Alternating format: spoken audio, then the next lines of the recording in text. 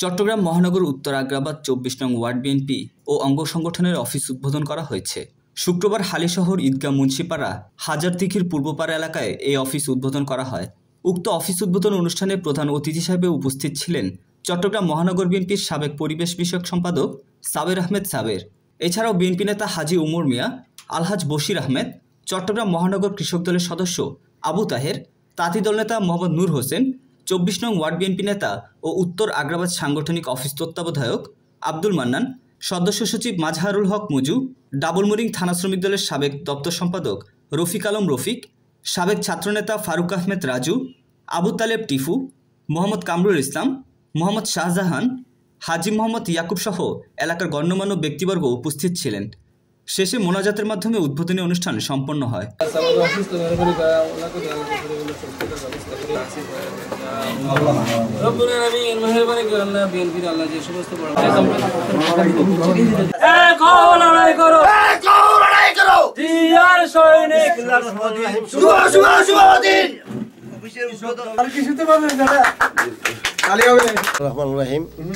বাংলাদেশ জাতীয়তাবাদী দল তার অঙ্গ সংগঠন কর্তৃক আজকে মুন্সিপাড়া উত্তর আগ্রাবাদ আজকের অফিস শুভ উদ্বোধন উপলক্ষে সবাইকে আন্তরিক শুভেচ্ছা, অভিনন্দন এবং শহীদ জিয়ার সৈনিকদেরকে লাল গোলাপ অভিনন্দন। সবাইকে আমি আশা করব এই অফিসটা সুষ্ঠু সুন্দরভাবে কোনো বিশৃঙ্খল যাতে না হয়, কোনো মাদক বা চাঁদাবাজি যাতে এই অফিসকে কেন্দ্র করে না হয়। আমরা আশা করব ভবিষ্যতে শহীদ জিয়ার এবং তারেক জিয়ার হাতকে শক্তিশালী করার জন্য আপনারা সবাই আমাদের হাতকে শক্তিশালী করবেন, বশির ভাইকে সহযোগিতা করবেন এবং আমাদের তাইর ভাই সহ এখানে যারা নেতৃবৃন্দ আছে তাদেরকে আপনারা সহযোগিতা করবেন। ইনশাল্লাহ আমরা শহীদ জিয়ার দল আসলে, জনগণের দল আসলে সবার উপকার হবে, আমরা এটা আশা করবি। এবং আমাদের নেতা জনাব আমির খসরু মাহমুদ চৌধুরী যদি নির্বাচিত হয় এই আসন থেকে, আমরা এইখান থেকে বিশেষ করে যুব সমাজের যে বেকার সমস্যা এবং রাস্তাঘাট, মসজিদ, মাদ্রাসা এইগুলির উন্নয়ন অব্যাহত থাকবে এবং অতীতের মতো আমরা ইনশাল্লাহ করে যাব।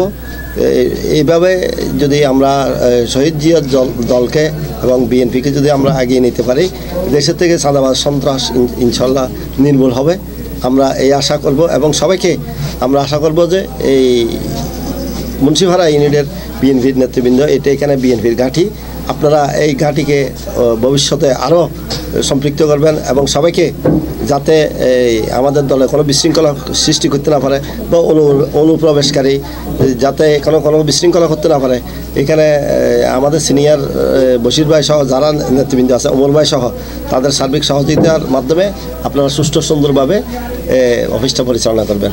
এইভাবে এই একটা প্রশ্ন ছিল, প্রশ্নটা হচ্ছে যে আপনাদের ২৪ নম্বর ওয়ার্ডের ভিতরে ২টা ওয়ার্ডের সমন্বিত ধরতে গেলে, যদিও বা ঘোষণায় আছে একটা, কিন্তু ওয়ার্ডটা অনেকটা বড় হওয়াতেই অনেকটা বিশৃঙ্খলা পরিবেশ ইতিমধ্যে দেখা গিয়েছে আছে এবং কিছু অনুপ্রবেশকারী যে কথাটা আপনি বলেছেন সেটার মধ্যে ইতিমধ্যেই আমরা আমাদের ডকুমেন্টও আপনার চালিয়ে দিতে পারবো। আমরা বিগত সময়ে ছাত্রলীগ করতো, এখন বর্তমানে বিএনপির যোগদান যুবদের পরিচয় দিয়ে চলছে, এদের বিষয়ে আপনারা কী ধরনের পদক্ষেপ নেবেন?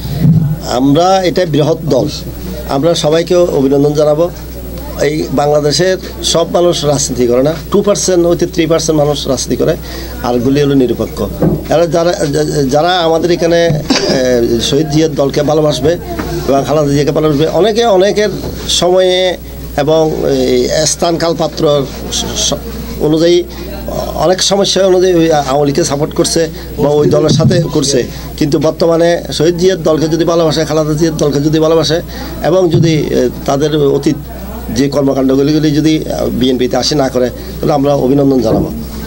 আমাদের এটা হলো একটা বৃহত্তর দল, আমরা সবাইকে অভিনন্দন জানাবো। এখানে আমরা শুধু যে আমি করব ও করবে না, এখানে দেশ গঠনের মধ্যে সবাইকে লাগবে, হিন্দু, মুসলিম, বৌদ্ধ, খ্রিস্টান সবাইকে লাগবে। শহীদ রাষ্ট্রপতি জিয়া রহমান যেভাবে সবাইকে অভিনন্দন জানাইছে, আমরাও দেখবো যে এই দলে সবাই আসুক, সবাই সম্পৃক্ত হোক, দেশ গঠনের সবার সহযোগিতা দরকার, কাউকে আমরা বাদ দিয়ে দেশ গঠন করতে পারবো না। একটা অংশকে, একটা শ্রেণীকে বাদ দিয়ে আমরা দেশ গঠন করতে পারবো না। দেশ গঠন করার জন্য সবাইকে লাগবে, তবে দলের আদর্শ, নীতি এবং দলের যে শৃঙ্খলা এটা মানতে হবে। সন্ত্রাসীদের কোনো ঠাঁই নেই। আচ্ছা বোনেরা, সবাই ভালো আছেন, ভালো থাকবেন। আমাদের 24 নম্বর উত্তর আগ্রাবাদ ওয়ার্ডের আমাদের মেন সভাপতি সাউর ভাই, তাহের ভাই, বশির ভাই, আমরা যারা আছি সবাইকে আসসালামু আলাইকুম। আমি বেশি কথা বলবো না, আমরা যারা আছি সবাই মিলে কাঁধে কাঁধ মিলিয়ে আমরা বেগম জিয়া রহমান, তারেক ভারপ্রাপ্ত চেয়ারম্যান তারেক রহমানের সবাই একটা একত্রিতভাবে কাজ করে আমরা দলকে শক্তিশালী করে আমরা এগিয়ে যাব, এই বলে আমি আমার মতো শেষ করলাম। আসসালামু আলাইকুম। কোনো বিএনপি বা যুবদল, ছাত্রদল কেউ যদি সংযুক্ত থাকে, আমি হুঁশিয়ার করে বলতে চাই, আপনারা বেগে পড়ুন। ছাত্রলীগ যুবলীগ নিয়ে চলাফেরা করবেন না। যদি করে থাকেন তার পরিণাম আপনাকে নিতে হবে। যারা বিএনপি, যুবদল, ছাত্রদল করেন, যদি ছাত্রলীগ নিয়ে চলাফেরা করেন, এই বলে আমি আমার বক্তব্য এখানে শেষ করলাম। আসসালাম।